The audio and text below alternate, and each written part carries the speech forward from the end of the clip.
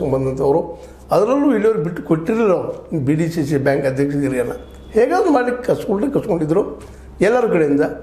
ಈ ಒಂದು ಅತಿ ಆತ್ಮವಿಶ್ವಾಸದಿಂದನೋ ಮತ್ತಾವ ಕಾರಣದಿಂದನೋ ಅಥವಾ ಇವರ ಅತಿಯಾದ ಕಾರಣದಿಂದನೋ ಲಕ್ಷ್ಮಣ ಸವದಿ ಅಂತವರು BJPಯಿಂದ ಅನೇಕರು ವೈರಿ ಆದರೂ ನೋಡೋದು ಜೊಲ್ಲೆ ಅಂತವರು ಈಗಾಗಲೇ ಇತಿಹಾಸದಲ್ಲಿ ಸರಿದೋದು.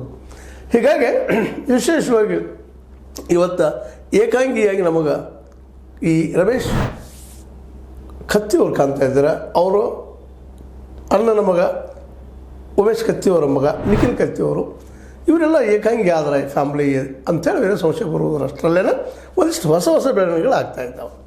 ಆಲ್ರೆಡಿ ಬಾಲಚಂದ್ರ ಜಾರಕಿಹೊಳಿ ಅವರು PDCC ಬ್ಯಾಂಕ್ಗಳ ಮೇಲೆ ಒಂದು ಹಿಡಿತುವ ಸಲ್ಲಿಸುವಾಗ ಒಂದು ತಮ್ಮದೇ ಪ್ಯಾನಲ್ ಮಾಡಿಕೊಂಡು ಪ್ರಭಾಕರ್ ಕೋರೆ ಅವ್ರ ನೇತೃತ್ವವಾಗಿರ್ಬೋದು, ಜೊಲ್ಲೆ ಅವ್ರದ್ದಾಗಿರ್ಬೋದು, ರಮೇಶ್ ಜಾರಕಿಹೊಳಿ ಅವ್ರದ್ದಾಗಿರ್ಬೋದು, ತಮ್ಮದು ಆಗಿರ್ಬೋದು, ಸತೀಶ್ ಜಾರಕಿಹೊಳಿ ಅವ್ರದ್ದು ಆಗಿರ್ಬೋದು, ಇವರೆಲ್ಲ ಕೂಡ ಒಂದು ಪ್ಯಾನಲ್ ಮಾಡಿಕೊಂಡು ಪಕ್ಷಾತೀತವಾಗಿ ಭಾಳ ಇಂಟೆಲಿಜೆಂಟ್ ವರ್ಡ್ ಪಕ್ಷಾತೀತವಾಗಿ ಮಾಡ್ತೀವಿ ನಾವು ಈ ಸಲ ಅಂಥೇಳಿ ಅಡ್ಡಿಲ್ಲ. ಭಾಳ ಉತ್ತಮವಾದ ಕೆಲಸ.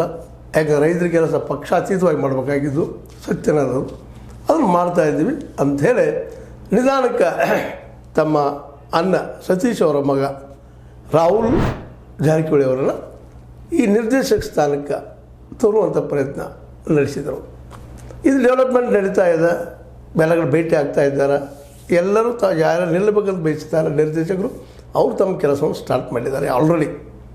ಅದರಲ್ಲೂ ಬಾಲಚಂದ್ರ ಜಾರಕಿಹೊಳಿ ಅವರು ಇನ್ನೂ ತೀವ್ರವಾಗಿ ಈ ಸಲ ಯಾಕೆಂತಂದ್ರೆ ಬೆಳಗಾವಿಯ ಈ DCC ಬ್ಯಾಂಕನ್ನು ಯಾರು ಕಬ್ಜಾ ತಗೋತಾರೋ ಬೆಳಗಾವಿಯ ರಾಜಕೀಯ ಮೇಲೆ ಹಿಡಿದು ಸಾಧಿಸೋಕ್ಕೆ ಸಾಧ್ಯದ ಅನ್ನುವ